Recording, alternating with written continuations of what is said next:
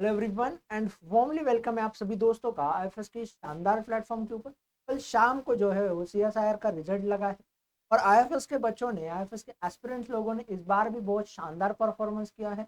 हर साल की तरह हर सेमेस्टर में जैसे जून दिसंबर में लेगेसी मेंटेन करते हैं उसी तरीके से आईएफएस के एस्पिरेंट्स लोगों ने इस बार भी जो है वो इस लेगेसी को मेंटेन किया है। और ऐसे ही एक कैंडिडेट से आज हम जुड़ने वाले हैं जिन्होंने बहुत बेहतरीन खूबसूरत रैंक को जो है वो हासिल किया है। तो यकीनन उनकी जर्नी जो है वो इंस्पिरेशनल हार्डवर्क और उसी के साथ साथ डेडिकेटेड रही होगी। तो उनसे जानते हैं उनकी जर्नी के बारे में, उनके थॉट ऑफ मोटिवेशंस के बारे में और उनकी एंटायर जर्नी में जो है वो क्या क्या दिक्कतें आई, क्या क्या मोटिवेशंस रहे। तो हेलो, ऐसा थोड़ा अपने बारे में बताइए। My name is Adyasha Mohanty. I'm from Odisha and I've completed my MSc from Berhampur University, Odisha in geology. तो what is your rank decide net? I have secured All India rank 15 in the category 2. आपने 15 rank हासिल की। तो फिर जब आपका result लगा और जब आपने रैंक देखी तो फिर आपकी फीलिंग्स क्या थी, इमोशंस क्या थी, शेयर कीजिए। बहुत ही अच्छे थे। इतना हार्ड वर्क करने के बाद फाइनली जब रिजल्ट मिलता है तो बहुत खुशी होती है। फिर घर वालों का क्या reaction? They were really happy. आपने अपनी प्रिपरेशन जर्नी को कब से स्टार्ट किया था? मैंने अपनी मास्टर्स के टाइम से ही स्टार्ट कर दिया था और तब मैं थोड़ा-थोड़ा नोट्स ऐसे बनाती थी और पीवाईक्यूज़ प्रैक्टिस करती थी।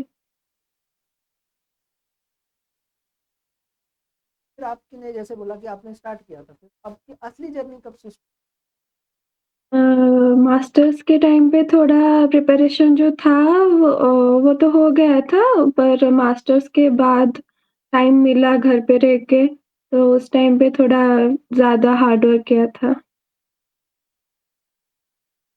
व्हाट इज हुँ। Initially inspired you to prepare for CSIR NET? मतलब स्टार्टिंग से ही प्रोफ़ेसर बनने का सपना तो था, फिर एमएससी में जाके थोड़ा रिसर्च वग़ैरह के बारे में भी पता चला, तो रिसर्च के लिए भी मतलब बहुत ही ज़्यादा इंस्पिरेशन मिला, तो इसीलिए मैंने सीएसआईआर के लिए प्रिपरेशन स्टार्ट किया था। नहीं सीएस, फिर जब आपकी जो पूरी जर्नी रही है सीएसआईआर नेट की, थोड़ा शेयर करो ताकि वो भी ऑल एस्पिरेंट्स लोग हैं, वो मेहनत करते रहते हैं हर साल कुछ अलग करने की, हर अटेम्प्ट में जो है वो मेहनत, तो उनको जो है हेल्प हो ताकि आपने बहुत अच्छा रैंक हासिल किया और यकीनन आपके पास बताने के लिए वो सारी चीज़ें होगी जिससे आप जो है एग्जाम्स को क्वालिफाई कर सकते हाँ। तो सबसे पहले तो नोट्स बनाना बहुत ही ज़रूरी होता है। It's really important to have a good notes with you to prepare during the last moments, before exam you have to revise very quickly. So the notes help you a lot. Then practicing PYQ is also important because PYQ practice करने से ही पता चलता है कि मतलब किन सब parts में तुमको दिक्कत आ रही है और किन में तुमको इम्प्रूव करना है। तो आईएफएस से जब कोचिंग ले रही थी तब नोट्स वगैरह तो सब सर मतलब टीचर्स प्रोवाइड कर रहे थे। तो that was really helpful and सब समझ में भी आ रहा था तो प्रिपरेशन करने में इतना ज़्यादा दिक्कत नहीं हुआ। हैं आपको, लेकिन नोट्स आपको मिलते हैं। तो फिर या हैंड सो रिटन नोट्स जो है वो कितना हेल्प करते हैं आपकी entire journey? Hand written notes help बहुत ज़्यादा करते हैं पर मैटर ये करता है कि आप शॉर्ट नोट्स कितना बना रहे हैं। तो सर टीचर्स तो शॉर्ट नोट्स प्रोवाइड कर देते थे और थोड़ा जो मुझे लगता था कि मुझे ये चाहिए शॉर्ट में, तो वो मैं बना लेती थी खुद। फिर आपने कितने यूनिट्स को टारगेट और उनके लिए प्रिपरेशन कैसे रही थी? यूनिट्स सर मैंने ओवरॉल सब देख के गई थी मैं, बिकॉज़ एमएससी के टाइम पे भी यही सब था सिलेबस में, तो उस टाइम पे मैंने पढ़ा हुआ था ये सब और उसके बाद मतलब जो इम्पोर्टेंट टॉपिक्स है जैसे कि cell bio, biochemistry, cell signalling, genetics ये सब इम्पोर्टेंट टॉपिक्स में थोड़ा ज़्यादा फ़ोकस किया था मैंने। आपका ज़ूलॉजी का बैकग्राउंड है तो डेवलपमेंटल बायोलॉजी आपको हुँ, आपको सबसे या ईज़ी यूनिट कौन-सा लगा 13 यूनिट? बिहाइंड रीज़न क्या? सबसे ईज़ी यूनिट तो सेल बायो ही था। मतलब मुझे एमएससी के टाइम से भी सेल बायो बहुत ही ज़्यादा पसंद था। सेल बायो ही सबसे अच्छा लगा था और थोड़ा डिफ़िकल्टी आया था बायोकेमिस्ट्री में बिकॉज़ उसमें थोड़े बहुत ही छोटे-छोटे कॉन्सेप्ट्स होते हैं, एंजाइम्स के नेम्स होते हैं, तो वो सब मेमोराइज़ करने में थोड़ा टाइम लगा था। तो बायोकेमिस्ट्री थोड़ा डिफ़िकल्ट था, बाकी cell bio and developmental bio they were quite moderate. तो जैसे आपने बायोकेमिस्ट्री का नाम ले ही लिया है, हूँ, जब भी हम देखते हैं कि बायोकेमिस्ट्री वहाँ पे ज़्यादा कॉम्प्लेक्स टॉपिक्स हमें देखने को, वो क्या अप्रोच रही थी आपकी, क्या टैकल किया आपने किसी इन कॉम्प्लेक्स कॉम्प्लेक्स टॉपिक्स के लिए? जो भी कॉम्प्लेक्स टॉपिक्स थे उनमें पहले तो आपको कॉन्सेप्ट समझना चाहिए। कॉन्सेप्ट अगर नहीं समझेंगे तो जितना भी मेमोराइज़ करेंगे कोई मतलब आपको कोई हेल्पफुल नहीं होगा। तो बायोकेमिस्ट्री एक टॉपिक है कि आप जितना अच्छे से समझेंगे कॉन्सेप्ट उतना ही अच्छा होगा। तो कैलाश सर ने लिया था बायोकेमिस्ट्री वाला यूनिट, तो उन्होंने बहुत ही अच्छे से सब कुछ एक्सप्लेन किया था, तो मुझे इतना ज़्यादा डिफ़िकल्टी नहीं हुआ बायोकेमिस्ट्री में इसके लिए। तो मैं आपसे थोड़ा माइंड से रिगार्ड, जब भी हम एंटायर जर्नी का प्रिपरेशन समय के बाद लगने लगता है कि यार वो तो डेली पढ़ रहा हो, कभी कभी ऐसा लगता है कि प्रोग्रेस ही नहीं हो रही, तो ऐसे समय पे आपने कैसे ओवरकम किया इन सारी चीज़?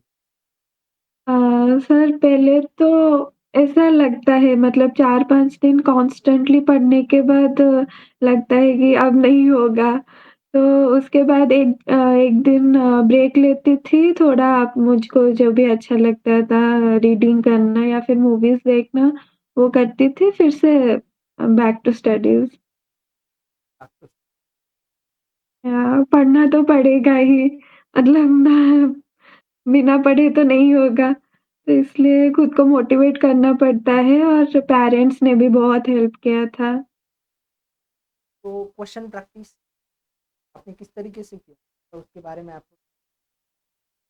हाँ, क्वेश्चन प्रैक्टिस मैंने प्रीवियस ईयर क्वेश्चन का जो बुक है आईएफएस का वो परचेज़ किया था, तो उसमें एक्सप्लेनेशन भी है, तो वो सब मैंने प्रैक्टिस किया था सब यूनिट्स का और सर जो भी आईएफएस में टीचर्स डीपीपी देते थे उसको भी प्रैक्टिस किया था।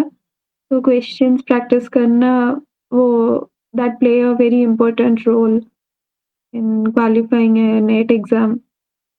मॉक टेस्ट ने टेस्ट सीरीज ने आपकी कितनी हेल्प? हाँ, वो सब भी बहुत हेल्पफुल थे मतलब उसमें से ही पता चलता है कि आपको क्या किसमें ज़्यादा फ़ोकस करना है फिर और कौन-सा कॉन्सेप्ट आपको समझ नहीं आया है। तो टेस्ट देना जितना ज़्यादा टेस्ट दोगे उतना ही अच्छा होगा। ज़्यादा आप टेस्ट को,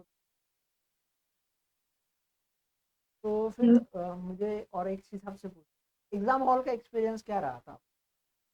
मतलब इस बार जो मैं एग्ज़ाम देने गई थी, उस टाइम तो मैं बहुत ही ज़्यादा पैनिक कर रही थी, मतलब एग्ज़ाम हॉल के अंदर ही बहुत पैनिक कर रही थी। मैं पहले पार्ट सी से मतलब करती हूँ, क्योंकि उसमें ज़्यादा क्वेश्चन और ज़्यादा मार्क्स उसी में से बनते हैं।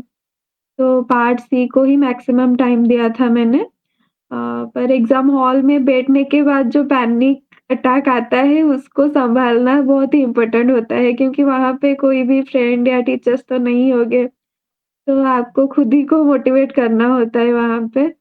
तो पार्ट सी का मैंने पहले अटेम्प्ट किया था, उसके बाद पार्ट बी और पार्ट ए के लिए मैं गई थी।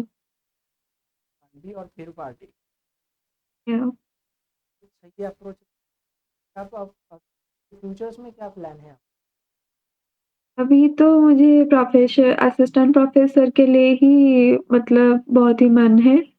और रिसर्च के लिए इस बार तो जेआरएफ नहीं हुआ है but I will try to clear it next time. तो रिसर्च के लिए भी थोड़ा है वो बचपन से ही हाँ, वही ट्राई करूँगी पर अभी लेक्चरशिप के लिए मुझे थोड़ा इंस्पिरेशन है।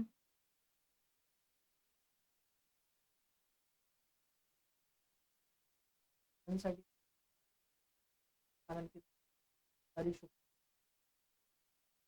जो भी था थैंक यू सर। अब आपका थैंक यू सर।